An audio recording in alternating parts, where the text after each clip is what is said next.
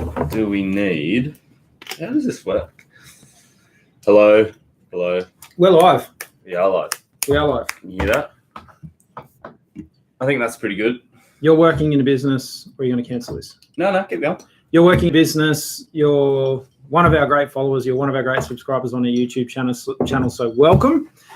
This is Making Time for Improvement. We're going to be talking about all things that are going on here at Best Practice, and it just prompted Jack and I to revisit our live broadcasts on YouTube. So we're just going to sit here and have a chat about what we're working on, what you guys are working on. So this is your time to ask questions. So we are live one Wednesday a month. We're changing that up a gear to be live every Wednesday, but one Wednesday a month we'll go long form into our normal webinars. So if you're catching this after the event, thanks for joining us and spending some time and making time for improvement. So Jack and I have been talking about what's going on. We're going this afternoon after this event, after we finish shooting this, to a beautiful coffee roaster. So we're going to spend some time with the coffee roaster and talk to them about how they can make time for improvement and maybe some tools and techniques that we've got in terms of how to focus their attention over a period. So we talk a lot with you guys about the management review cycle. That's part of an ISO standard. So this organization that we're going to go and see this afternoon, not interested in getting certified, not interested in certification. They're interested in best management practices. And so if you guys could start thinking about what are your best management practices, what are the management practices that you implement that contribute to high performance, and what are the management practices that may be detracting from your business. And I think Jack and I were just talking about only 5 or 10 minutes ago about one of the issues with best practice is that I'm caught up in like management processes, performance reviews, managing P&L, maybe being a commercial or a business manager, and it's preventing me from doing the thing that I'm really, really good at, which is inspiring you guys and helping you guys with what's going on. So we were just saying, like, the sooner that we can get me out of my office and get me out of the day-to-day detail, the better. Because what happens is, like, I'm happy to do the day-to-day detail, but it makes me really frustrated, and then Jack can't shoot more videos and, upsets mindset and all that sort of stuff. And it's a constant battle. It's a constant battle. Constant battle. So we felt that we changed things up a gear. We were talking about whether this format works for us, whether this works for you. So comment if you like the setup here and how we're doing this. Jack's really challenging me to change it up a gear so that it's more targeted content at you. So first things first, there's a challenge that we were just talking about, which was, would you prefer us to be sitting at a table or sitting on a stool? And I think for us, it's about the most effective way to give you guys the confidence and the motivation and the inspiration to keep going and moving forward and improving, giving you the confidence to take on a project. You're getting ready for work in the morning, you're thinking about something that you want to improve that day or something that you want to work on. And then you turn up at work and there's distractions and challenges, and you get to the end of the day and you think, well, I didn't get to do that thing that I really wanted to work on. And that's the same for me every day. Like, I'm in the shower, I'm getting ready for work, and I'm thinking about what I want to do that day. And I'm thinking about buying some crayons. Like, you can get these soap crayons so you can write on the walls in the shower, and I can make my notes, in the shower, because it's a bit hard to reach out the shower with my notepad or my iPad. I suppose I could have a waterproof iPad. You couldn't get Siri going just to... I probably could say, yeah, all right. Take some notes. I probably could. I'll have to try that. I'll thank you for that suggestion. So into that, what's been this week? Mm-hmm. What's been your wanting to get done that has yet to be done? It's only Wednesday, so halfway through. I think success by the end of this week for me looks like we've got some good messages out to our team that are out seeing our clients every day. And we have just 1% improvement or 2% improvement in how our team are interacting with our customers. Because the problem I've got in the business at the moment, there's a disconnect between my message and their message.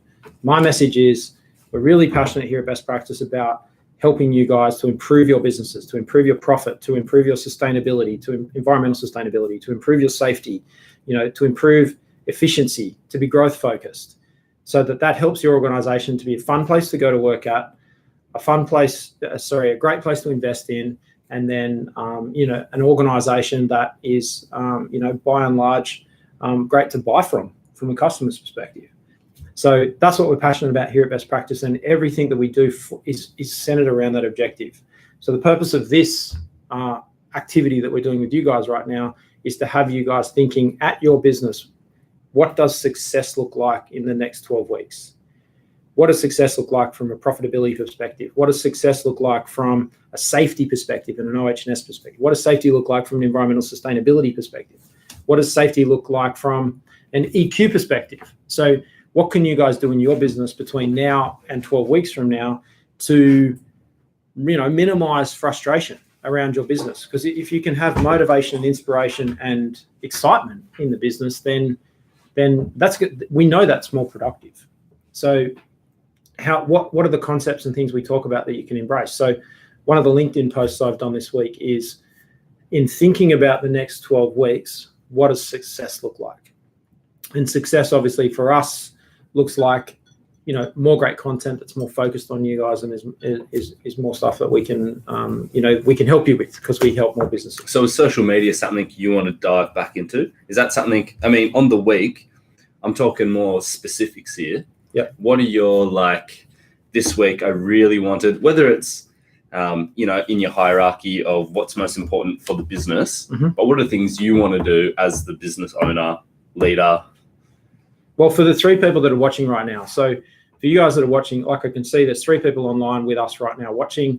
I want to help you guys. So for you guys, comment, because it's one-on-one. So what I want to do is, what's the blockage for you guys right now? What's your biggest challenge right now? And there might be 4 or 5 or 6 different concepts that I use here at Best Practice to run this business that I can help you with. Like I can say, first and foremost, for you guys watching right now, what does success look like for you in the next 12 weeks? So in thinking about the next 12 weeks, what does success look like? When you start thinking about that, in the biggest challenges, what's the biggest challenge you've got right now? What's the thing that I could help? I'm happy to give you some help. What help would you like? What advice would you like? What would you like some guidance with? Would you like me to mentor you because you don't know what to ask, or you don't know what your challenge is? So would you like that mentoring? Or would you like a principle? So I have a great principle that I use with Jack. I use it with everybody out here at the moment, which is, what's the 5-star version of the current situation? You're looking at something, it's not quite right. What's the 5-star version of that situation? And so that's what we're thinking about here all the time. Little things about this studio, for example. So what are we doing in the studio to help make what we're projecting to you guys more effective? So what I want to do is help these guys. Perfect. That's what success looks like. So that we're getting comments back. Yeah. Success for me is we're getting comments back saying, thank you very much. That was really helpful. Yeah. Like the comment we got yesterday. So so we're trying to help these guys out there, trying to give them your time, trying to get them to interact, to talk to you. That issue, and anyone out there that's tried to get interaction from their social media base will always find getting that back and forth communication when you want it is probably the hardest thing, or what we've struggled with most here. Yeah. And talking through, to these guys, just the setup today, when we were thinking, what can we do? Should we try this live thing? How should we have it set up? Why did you want to have the desk? Because now that I'm sitting on this side of the camera, I'm feeling, does the desk make you feel more confident?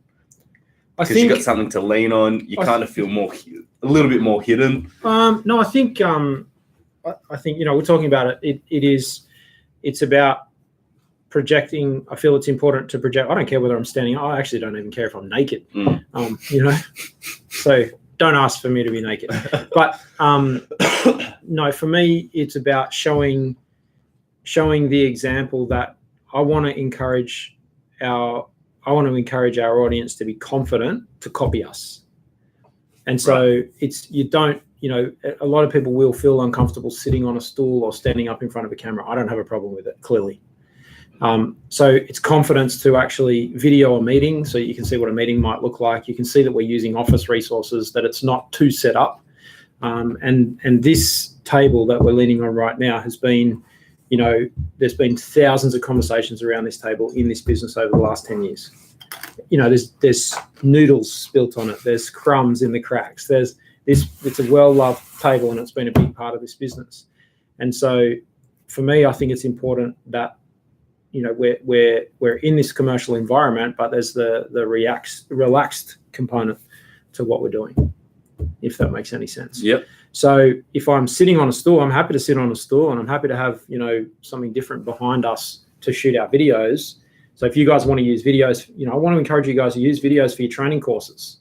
Use videos to communicate to your staff. Use video and audio. And we don't sell, you guys know we don't sell video and audio. I just want to show you how we can do it, or how we do it for our team. And we do this format internally, and we do this format externally. I want to give people the confidence to just pick up an iPhone or pick up a Samsung or whatever their mobile device is and start recording video that is training and an effective form of communication for their business and for their team, for example. Yep. I know it's a long-winded answer to the question, but that's what we've been kicking around. It's like, all right, well, what do we do? How do we set this up and have this casual format? Because we're going to go live every Wednesday. And this is your opportunity to know that around about this time, we're a little bit late, but around about this time, every Wednesday we'll be live. And that's your time to get direct contact with us and ask us questions. That's what it's for. Yep. So if you guys have got questions right now, any challenges, if you don't, just say hi and say where you're watching from. I'd love to know where you guys are watching from right now. So post a comment, just let us know where you're watching from, because we can see the comments. So for me, it's about helping people. I'm really passionate about helping organizations with improvement. Yeah. And there's a lot of struggles. Like there's back to that 101 struggle. I'm seeing it here right now. We've got an audit happening here in our office, with external auditors are here in our office conducting an audit right now. And by and large, the outcomes of that audit will be, we will be forced to create more documents. And that is not the intent of this process. Mm. The intent of this process, that is the audit, is to improve how we do business. But we're defaulting back to, we better tweak page 26 and write this comment in, and we better tweak that. I looked at the documents last night. We're up to revision 30 since 2009 of a particular document that people don't read. Right. The only time it gets opened and read is in these audits. Yep. And they keep asking us to add a line and change a line and change this and add that. That document adds no value to this business. So why do they want that? Well, it's an immature approach to assessing. Like we should be taking the position when we're going out to do an assessment, like a best practice assessment, or what we're doing is, how can we improve? Yeah. Not, I better make sure you comply with the standard, and the way that you comply is write things down. Mm. Yeah. So how? Yeah. So the solution, it's not your job to know the answer to that question. It's about to understand what the intent of that written document is. Yeah. Now we've got scope, and it would be a very creative way to approach it. But the particular manual, if you like, this manual that we have that we're talking about, it's a manual that shows how we comply with all the ISO standards that we need to comply with, just to satisfy these guys. Because it's too hard for me to convince them that I could actually dictate all that to camera, and it would be a video. So are they? We would just say, at minute 2, this is our policy on complaints, and at minute 3, this is what we do about inducting people. What's their feedback on that solution? They've got no idea. They got no idea. No idea. Like, I was talking to one of the people, they didn't know what Net Promoter Score was. Mm. I'm not complaining. I promised I wouldn't complain. So what questions, let's have a look at the YouTube inbox and have a look at what questions people have been asking us for the last couple of weeks. I think a lot of them are to do with process flows. Let's have a look here. So we get lots of questions here at Best Practice about, can you help me with a process flow, construction, plumber, electrician, pipe fitters, that sort of stuff. Let's answer a couple. All right. So can we help you with a process flow on, is that the whole inbox? Yep. Yep. That here we go. To go, please. I'd like to know how to rank positive risks or opportunities. I'm struggling to rank them in the risk register. So Asha, thanks for your comment. Thanks very much for the video. I'd like to know how to rank positive risks. So the new ISO standards are talking about risk-based thinking. How do you rank opportunities? So you can use a risk matrix, obviously, and you can say, if we don't execute on this opportunity, what's the what's the outcome for the business? Yep. So there are lots of great opportunities for the business to innovate, opportunities with customers. So the best way to rank the risk, if you like, or the best way to rank the opportunity is not to put it through a matrix. It's to talk to key influencers in the business and say, if we don't do this, what's that mean? And if we do this, what does that mean? Yeah. So once they've said, yes, it's important, no, so just start by ranking it important, not important. I talk a lot about, in some of our videos, I've talked about the good ideas shelf. People come into my office all the time. I've got this great idea. I want to do this. And I'm like, great, that's a fantastic idea. What problem are you solving? And people are saying, they're like, oh, I just thought it was a good idea. I hadn't actually thought about the fact that it needs to solve a problem. So they'll come into my office and, what do you think about this idea? And I'm like, well, that's not a problem. So it's a great idea. And I hate disappointing people by saying no to those ideas. That's what as the leader in the business, I really struggle with this. I want to help people. I want to encourage and empower and support people to implement great ideas in the business. But I don't want to say, no, that's a shit idea. So what I now say is that doesn't solve a problem that we have. So the first thing about ranking opportunities is it solving a problem? It's an opportunity. Is it solving a problem? And the second thing is it important? The third would be, how does it solve? The third would be, if we do this, what does it mean for the business? If we don't do it, what does it mean for the business? Now, once you've got a list of all those ideas that have been through that filter, how do we sort them? Well, that comes down to budget, really, at the end of the day. Budget in terms of how much time have people got available that's surplus, and how much money have we got available that's surplus. And then you guys can say, well, let's do these ones because they've got the best return on investment. Return on investment of time or return on investment of money. All right. I hope that answers your question, Asher. Thank you for the question. Can you suggest some stakeholders of a social media company? Okay, so stakeholders of a social media company who would be doing, thinking about doing their stakeholder or interested party analysis. Obviously, all of the platforms that you're using are your stakeholders. So Jack and I are constantly looking at, say, the Google platform and the daily change to the Google algorithm. So obviously they're one of our stakeholders we need to be aware of. The most important stakeholder for a social media company is the end user of your client. So the end user experience is the most critical. And while I've purchased services from social media companies, on and off, we've had outsourced SEO and we've had outsourced social media activities. It's been my experience that those people are more focused on measurement and outcomes than they are on the actual end user. And so the coffee company that we're going to go and see this afternoon, that's one of the conversations I'm going to have, is focus on the end user. And who is the end user? What is the end user? So stakeholders, the different platforms, social media platforms you're using, obviously the end user. There may be some other, tangible audience type people that might be part of that. So you might have the end user's representative. So it might be supplier and then the customer of that supplier.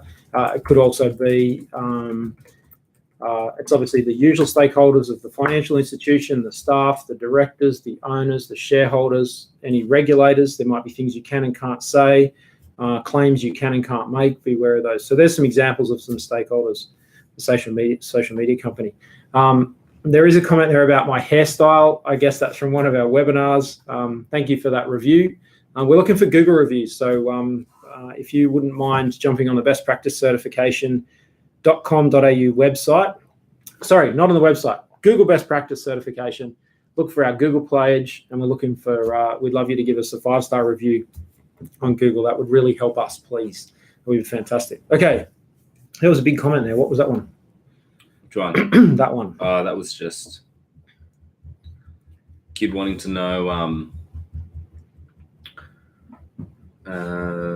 C+ coding. Yeah. Once again, okay. Process for a query. Okay, process flow for a query. I might do that in a separate video, so look out for that one. We'll do that. Go and do that on a whiteboard. Now that's, broadly speaking, a process flow for query if you want to reply to that person. Yep. The process flow for a quarry is doing your market research, getting your permits and applications, but assuming your quarry is running, then there's the quarry planning to ensure that it's safe and it's going to be productive and you're not double handling material. So I would see quarry planning and the master plan in terms of how you're going to undertake your quarry activities. Then you would have plant procurement and plant maintenance, all the equipment that you're using in the quarry. Then you would have the quarrying activity. Then you would have quarry sorting and processing. So some quarries process their materials, but you'd have your production planning and then your material output. So what's your process flow for the types of material that your quarry is putting out? So while you might be, quarrying one type of material, you might crush it into different types of materials and maybe import other ingredients to blend and make products. So it's really about planning, equipment maintenance and management, because that's a critical part of quarrying, production, and then and sorting and planning, and so you're minimizing double handling, and then the actual output product from the quarry. So quarry sales and marketing activities of your completed products. And then any reporting. So there might be some other ancillary functions that sit behind that quarry process where you've got legal and other requirements reporting to your regulators, both work health and safety, occupational health and safety regulators, and also your environmental regulators of your quarrying activities. What's next? Let's have a look. Let's get down dirty in the comments.